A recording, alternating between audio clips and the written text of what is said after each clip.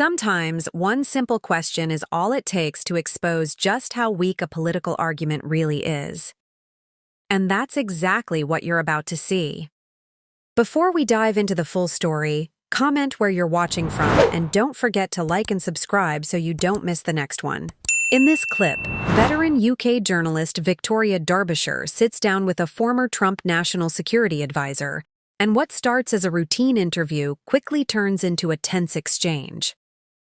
As Derbyshire presses for clear answers, the responses only seem to raise more questions instead of providing clarity. Then comes a moment where she firmly pushes back, reminding her guest that it's the interviewee's job to answer the questions, not the journalist's. Let's watch the full clip, and then we'll break down exactly why this exchange is getting so much attention. Yes. OK, well, let's talk to the woman who was Donald Trump's Deputy National Security Advisor in his first term, Katie McFarland. Welcome back to Newsnight, Katie McFarland. Thank you for being with us and talking to our audience. I don't know if you heard some of our guests here, but they're not clear still about what these objectives are. I don't think they're listening very hard. The objectives are pretty clear. Iran should stop its nuclear weapons program. It stops its missile program, especially intercontinental ballistic missile program. Stops funding terrorists who can, and terrorist proxies in the region who can hurt our allies and hurt the United States. OK. And if the US and Israel do destroy most of Iran's military infrastructure and their nuclear capability, which of course we were told last summer was pretty much destroyed by the US and Israel, but the regime is still in place, which it is, would you be OK with that? I think President Trump's made it pretty clear that the current regime is not going, and the regime has made it pretty clear that it's not going to agree to any of those terms. You know, I think one of the reasons that President Trump took precipitous action, what he did, was it was pretty clear from the negotiations that Iran said they have enough highly enriched uranium for 11 nuclear weapons. They're not going to give that up. And so the negotiated solution wasn't going to work. And then militarily, they started, you know, as you point out, we did destroy a lot of their nuclear facilities and enrichment capabilities, but they started rebuilding the very next day. So I think President Trump's made the decision of do it now, get it done now. Iran only becomes more powerful over time, especially as it gets closer to nuclear weapons. And the question was, would you be OK if the regime stayed in place? Well, you tell me, what is the regime is going to do? Well, you're a former Deputy National Security Advisor. You tell me. I don't think it's acceptable if the current regime isn't going to give up its nuclear weapons, its missile program, or its support of proxies. Now, is there a regime in waiting? I think that the first tier of leadership has been removed. Is there a second tier that the United States is talking to? Are there opposition groups the United States is talking to who could potentially step in and govern? Very much the example that I think a lot of Americans are looking at is what happened in Venezuela. In Venezuela, the top leader, Maduro, is out, and his deputy, who 2 months ago would have said the United States is a mortal enemy, that deputy is now working very closely with the United States. So I think the goal is to find someone equivalent in Iran that the United States can work for that's going to work with us on those three objectives that I've been talking about. You're not suggesting it's the late Supreme Leader's son, Mujtaba Khomeini, are you? I think he's made it pretty clear it's not him. Right, so you have to kill him first before you find the person that you can work with?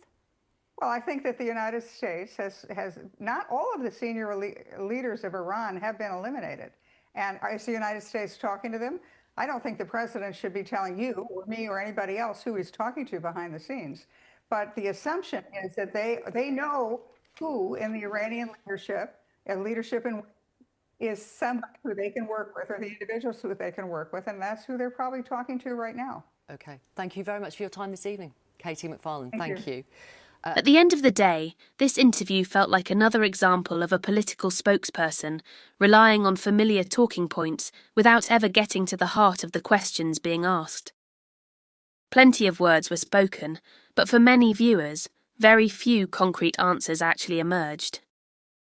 That's exactly why this exchange has generated so much discussion online. Credit also has to go to Victoria Derbyshire for refusing to let the conversation drift.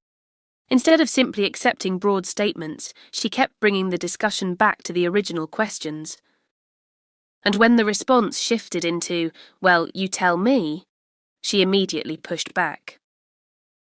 That's an important distinction.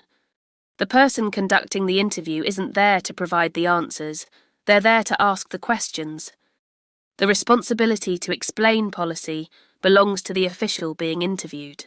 That moment perfectly summed up the entire exchange. Rather than offering a clear explanation, the conversation seemed to circle around the issue without ever landing on a direct response. For viewers hoping to understand the administration's position, that likely left more uncertainty than clarity. Supporters will no doubt argue that these are incredibly complicated issues involving diplomacy, intelligence, and national security. Critics, on the other hand, will say that complexity makes clear communication even more important, not less.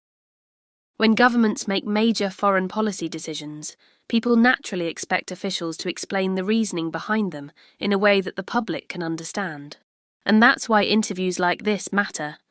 They aren't simply about creating dramatic television moments, they're about accountability.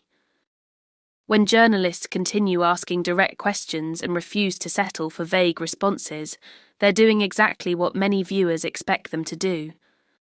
Whether you agreed with every question Victoria Derbyshire asked or not, it's difficult to ignore the fact that she kept pressing for specifics, while the answers often remained broad and non-committal. That contrast is precisely what made this interview stand out, and why so many people have been sharing clips of it across social media. Now I'd like to hear what you think. Did this interview leave you with a better understanding of the administration's position, or did you finish watching with even more questions than when it began? Share your thoughts in the comments below, because this is one of those conversations where different perspectives are worth hearing. And if you enjoyed this breakdown, be sure to give the video a thumbs up and share it with others who follow political news. Thanks so much for watching, and I'll see you in the next one.